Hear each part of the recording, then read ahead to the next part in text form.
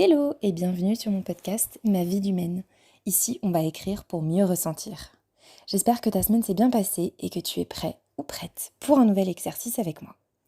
Je rappelle que je n'ai aucune formation psy ou médicale, donc si cet épisode résonne et fait remonter des choses que tu souhaites approfondir, je t'encourage vivement à te rapprocher d'un professionnel capable de t'accompagner mieux que moi. Je vais te donner le thème du jour, puis un exercice d'écriture. Tu le fais quand tu peux, à ton rythme. Ensuite, je le fais aussi avec toi, mais surtout ne te compare pas. Ici, chacun écrit à sa manière. Tout ce qui se dit et s'écrit ici est fait avec bienveillance, douceur et encouragement.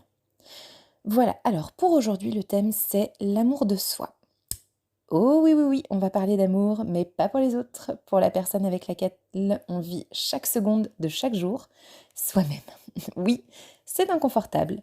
Oui, on n'aime pas parler de s'aimer soi. Oui, c'est difficile, mais ce n'est pas impossible. Et je vais t'expliquer pourquoi après t'avoir proposé l'exercice.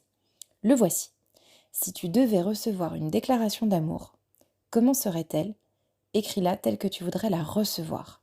Donc c'est pas forcément, alors ça peut être gestuel, ça peut être un événement, ça peut être un écrit, ça peut être un discours, ça peut être une chanson, ça peut être ce que tu veux. Du moment que, voilà, c'est tel que tu aimerais toi la recevoir. Donc avec tes goûts, tes couleurs, tout ce que tu voudrais entendre. Donc oui, je sais en soi, c'est pas cool, c'est désagréable, mais crois-moi, cet exercice est primordial pour te faire réaliser à quel point tu es précieux, précieuse, que tu mérites d'être aimé, choyé, respecté et valorisé par les autres, mais principalement par toi-même. Bon, je me lance. Moi, ce serait plutôt une lettre. Qui dirait: dire que j'ai la chance de te côtoyer serait un euphémisme. Tu m'apportes tant d'amour au quotidien, de blagues plus ou moins drôles, de positive attitude, de joie, de chamboulement, de projets, de motivation, et surtout, tous tes quirks qui font qui tu es.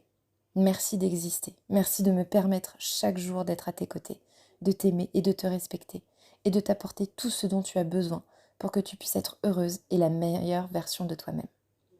Je sais que tu n'aimes pas les longs discours, donc je vais m'arrêter là, bien que je sais à quel point tu mérites toutes les plus belles proses et compliments pour toute ta parfaite imperfection. Je te cache pas que l'exercice fut ardu, et en même temps, ce sont toutes les phrases que je suis capable de dire à tous ceux que j'aime. Donc tu me diras, il est donc normal que je les entende moi aussi, et pourtant ça me fait bizarre. Je pense qu'à toi aussi, tu verras.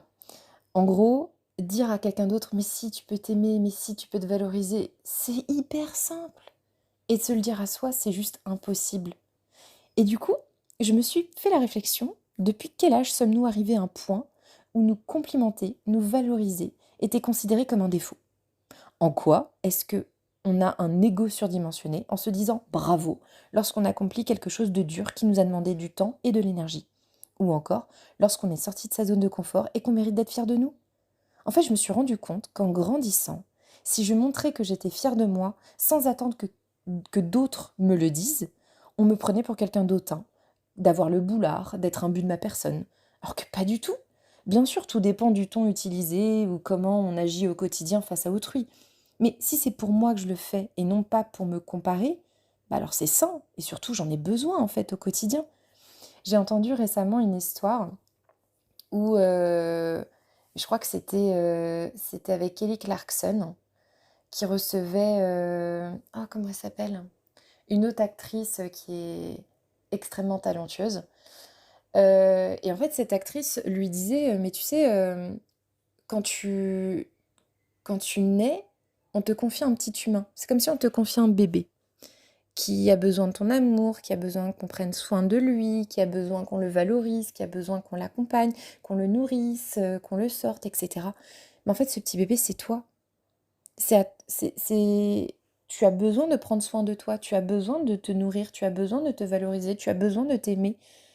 Et en fait, tu es cette personne qui va prendre soin de ce petit bébé. Et ce petit bébé, c'est toi, c'est ton toi intérieur, en fait. Certains te diraient c'est ton enfant intérieur, mais en soi, tu l'as à vie. Donc c'est toi, en fait. Prends soin de toi.